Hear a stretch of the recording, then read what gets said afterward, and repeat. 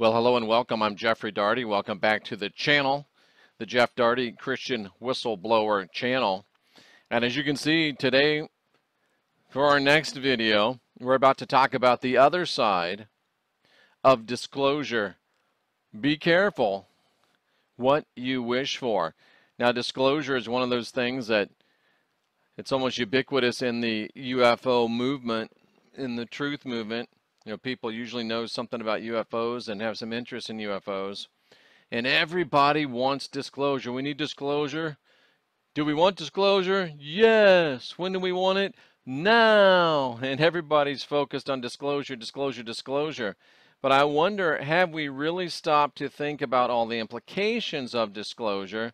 And have we really stopped to think about all the things that disclosure could mean to us and all the things that disclosure could bring to us? The old saying, better the devil you know than the one you don't, that may very well apply to our subject matter here. So let's talk about the other side of disclosure. Careful what you wish for, and I welcome your feedback. I welcome your questions, and we're going to go ahead and move right along here into our study. Now, I am a veteran, so I do get emails from these folks, Veterans Today. I do check out their stuff from time to time. I don't think they're particularly interested in spirituality. It's more of a, more of a prepper slash New World Order kind of thing. But I came across this article, and I pulled it off the website and brought it down to where it's easier for me to deal with, or at least it's more comfortable for me to deal with. And the article, is called The Coming Shift to Cosmic Fascism, and it's part 3. I probably should have availed myself of parts 1 and 2, but I didn't. And man, I don't know why. I'm having trouble getting comfortable here. But it's by Preston James. He's a PhD, and he wrote it the day after my birthday, and it is from the veteranstoday.com, which is a journal for the clandestine community. Dr. Preston James, May 24, 2017, all credit where credit is due. And Dr. James says some things, and I'm going to weigh in with my own couple of things, and a big thing at the end. This will probably be a good length of a video for us. So as the certainty of alien ETs and their crashed, recovered, and back-engineered anti-gravity interstellar craft is revealed, attention, according to Dr. James, will shift to the cosmos, followed quickly by the emergence of a whole new form of government for America and for the whole world. I think he's got an excellent point here, and I think that we really do well to think about what the man is saying and to take the man's words to heart and at least consider what this fella is talking about, because he may well be right.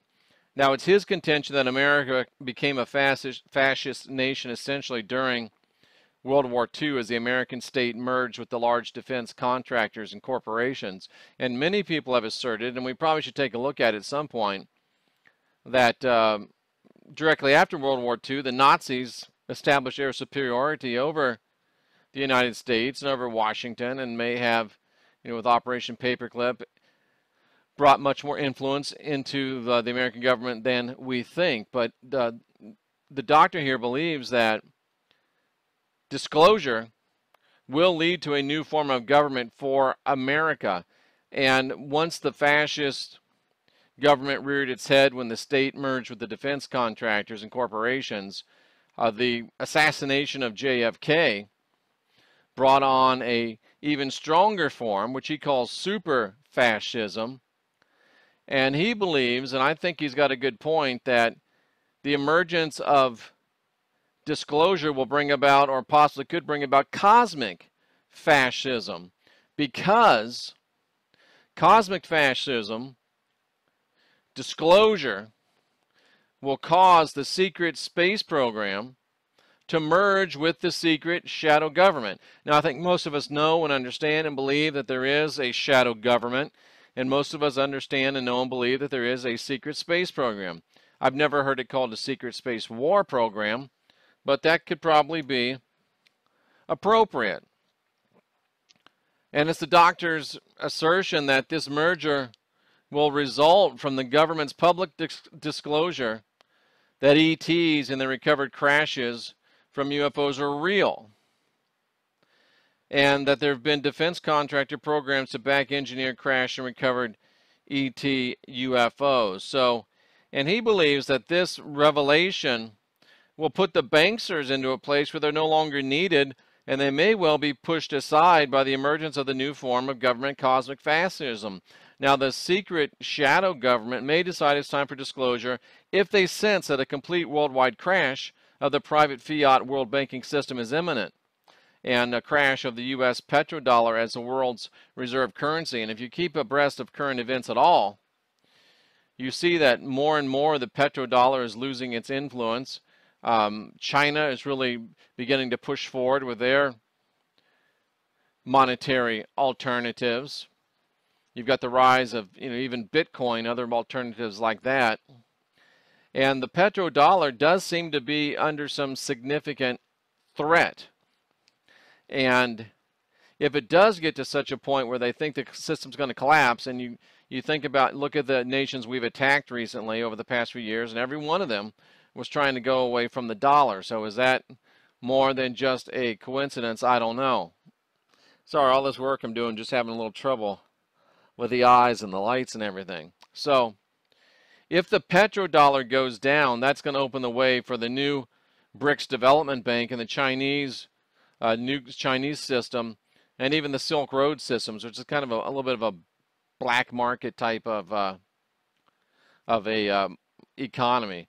And he asked, could the IMF and World Bank be completely replaced? Well, it's possible.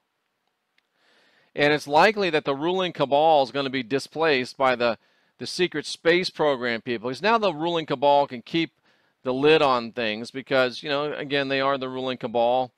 He with the gold makes the rules. But once disclosure happens, then you've got a real power shift. You've got a real change in paradigm.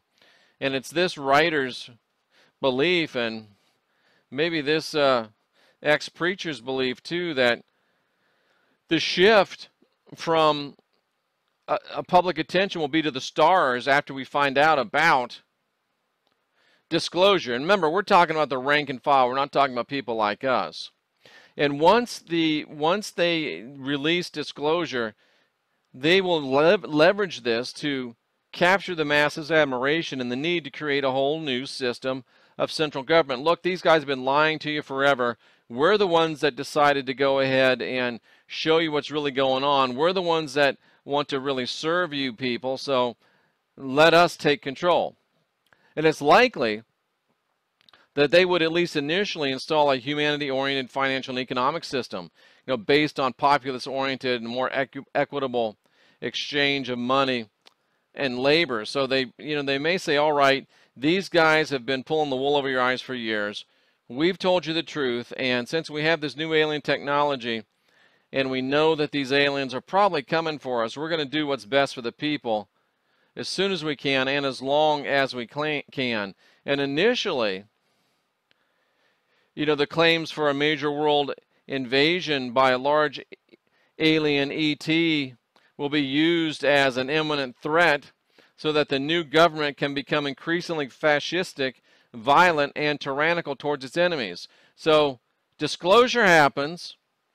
Hooray, disclosure, all the people in our movement say, and holy, what, all the people that aren't in our movement say. And the people that brought us disclosure are heralded by, all the MUFON types, etc. And then the people that say, that aren't like us say, oh, well, you know what, they gave us the truth, so we deserve to give them a shake. And they start making their move and taking over. And boy, look at these guys are doing good for us.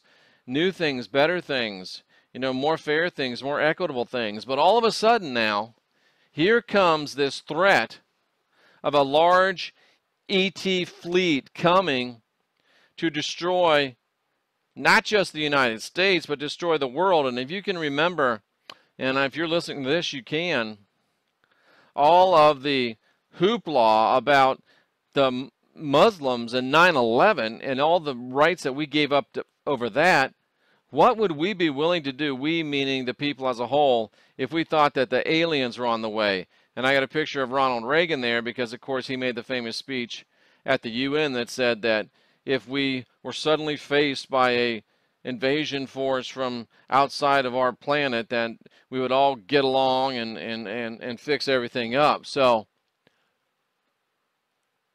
the stage would be set for them to say, hey, the aliens are coming, and for divide and conquer, and to consolidate, and to get rid of the people that oppose them. And because you got to have an enemy to fight, the enemies would be the religious cults, the fanatics, who they will present as the root cause of all human war and suffering. And even though that's probably true, religious cults and religious fanatics and religion, period, basically is the root cause of all human war and suffering. And if you don't believe me, watch my Is the Lord Who We Think He Is series of videos right on this channel. Watch the Blood, Sacrifice, and Saviors series of videos right on this channel. And the problem is that when you start talking about all religion, then people like us get thrown out with the bathwater, because anything that has to do with a divine presence, and most of us do, then we will get thrown in with them, and that's the problem. That's the sad thing. Now, of course, once people understand about ETs, the main thing they're going to be worried about is how do they survive and what goes on in their daily life. And the way that the secret space program, the people that have taken over, would leverage that is to talk about this ET armada moving towards planet Earth. And that will motivate folks towards a new kind of government organized around the defense of planet Earth from this armada of alien ETs. The organized response could basically be a new type of fascism, best defined as cosmic fascism. And even if you look at like Star Trek, the United Federation of Planets, right? There's no money, there's no hunger, but you wonder how much freedom do these people really have? Is it another kindler and gentler, so to speak, brand of fascism? But I think you can see these dominoes fall if and when disclosure is made. People ask, well, how in the world did the ruling cabal ever let this secret space program crop up if they knew that this was possible? And this writer says it was the Roswell crash. The Roswell crash created a panic, and that panic made the government overreact and go into a complete secrecy lockdown. And it created this secret space program as a means to defend against these ETs. And what it did long term was create a huge or a large secret shadow government. And over the years, it continued to expand and grow its power.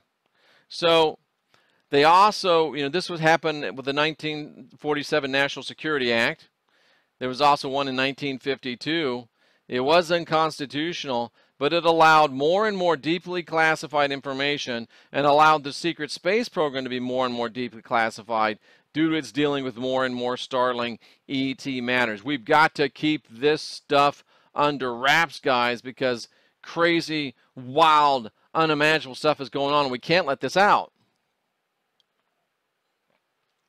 Now, the doctor here says that there's 2 American deep space fleets, one a naval fleet, one a Air Force fleet, and that they're designed to go into interstellar deep space wars against one or more alien ET groups supposedly trying to gain space superiority in order to eventually attack and capture planet Earth. That does sound like Star Trek or Battlestar Galactica or some kind of stuff like that. Maybe even Star Wars, I guess. I'm not a Star Wars guy. But you can see and follow this fellow's logic.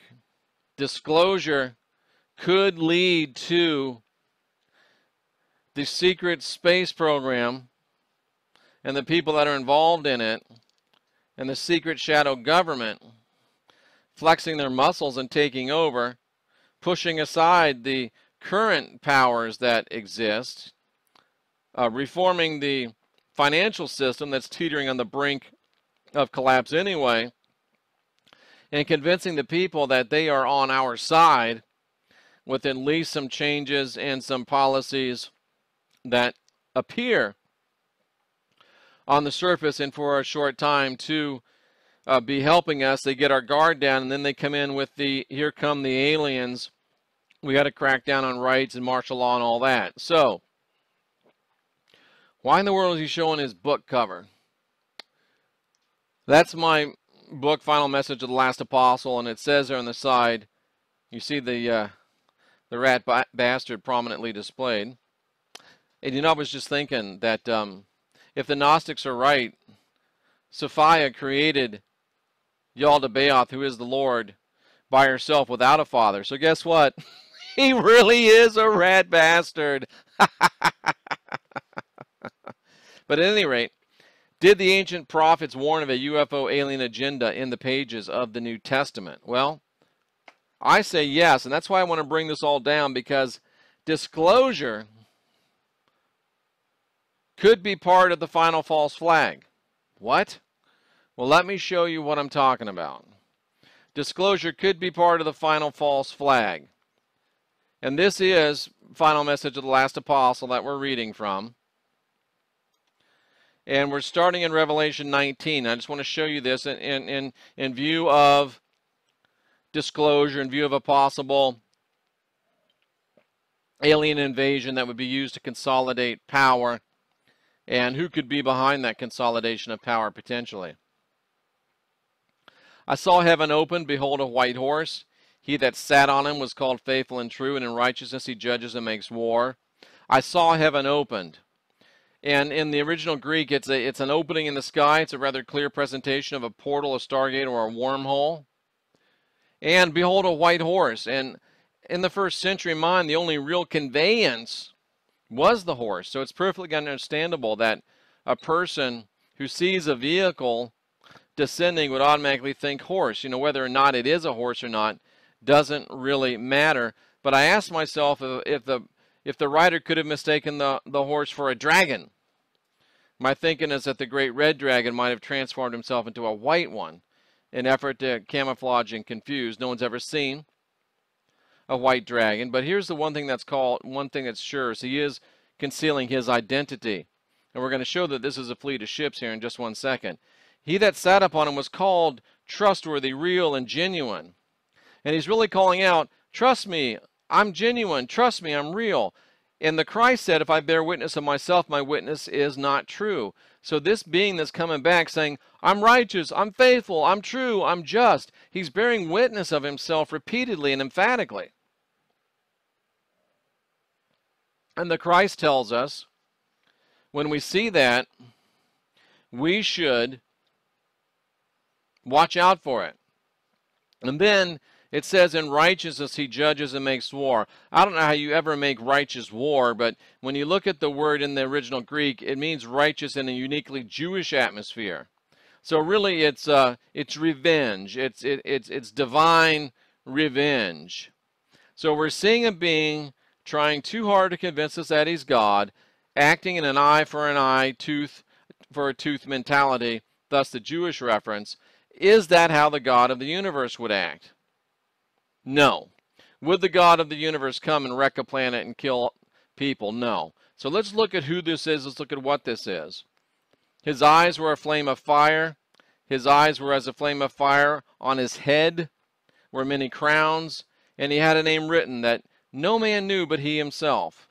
Now remember, this is first century person writing about something that they can't possibly explain. But now we in the 21st century can understand this, and here's why.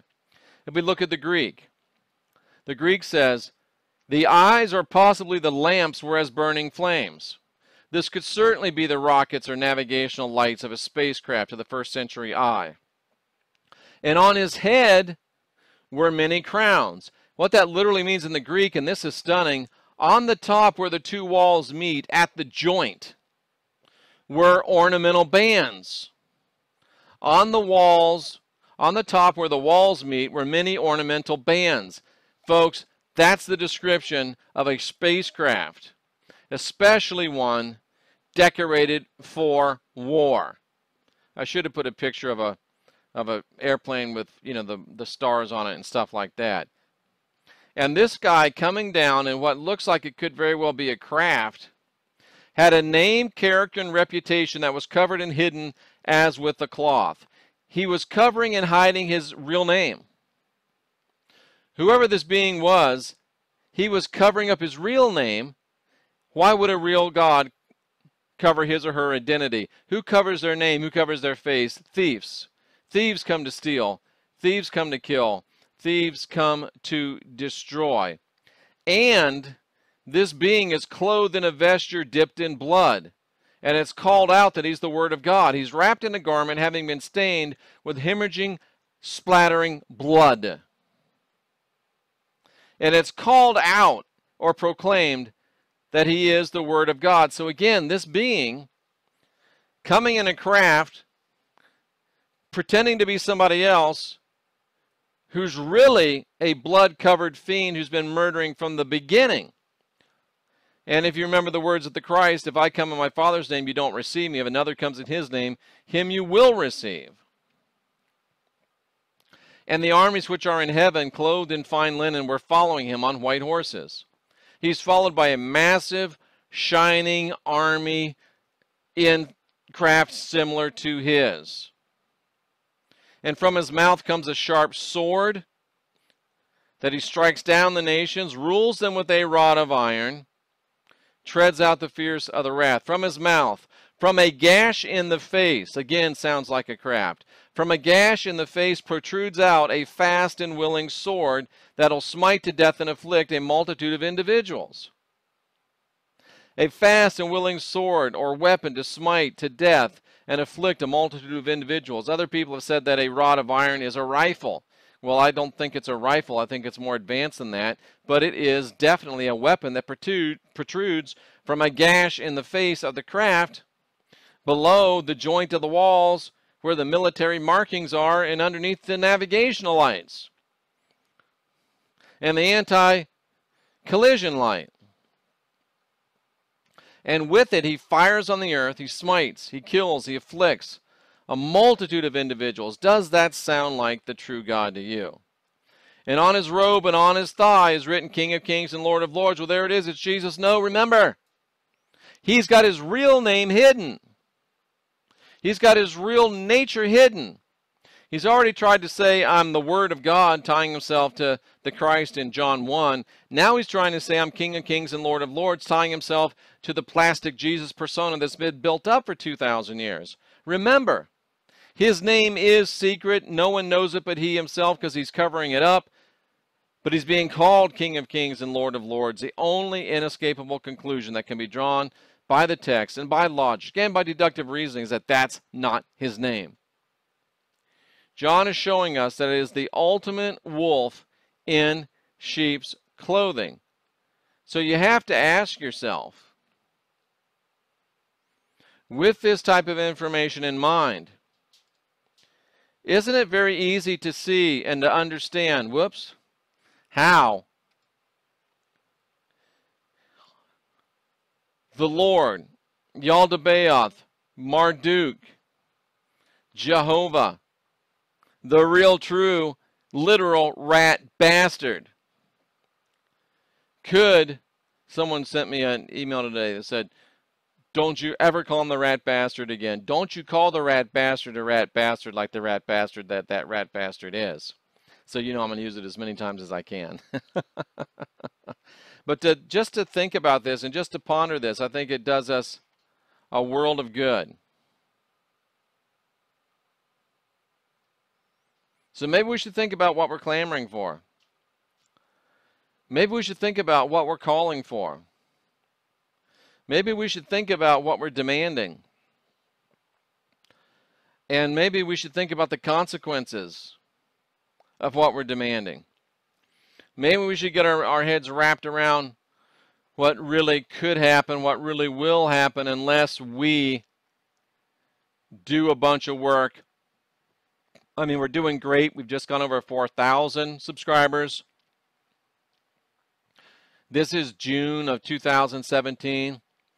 I really think we need to commit and work to be over 18,000 subscribers by 2018. 18 by 18.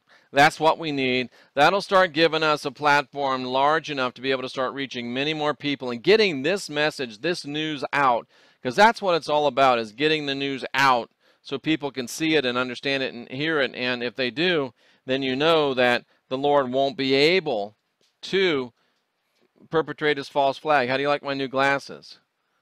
Are those kind of cool? They just sit right on your nose there, kind of like Ben Franklin. And they let people that are getting a little bit old and are having their sight fail them kind of see and be able to read up close. So there you go. Those are thin optics. They're actually pretty cool. I'm going to see if I can't link them up on the site. And if you want to grab them, not only can you help yourself, but maybe help us out. I'm going to check that out. So think about this. Consider this. Ponder this. The other side of disclosure. Perhaps we should be careful what we wish for. I'm Jeffrey Daugherty, the Christian Whistleblower. This has been another entry in our quest to help you unwind your mind and unindoctrinate yourself.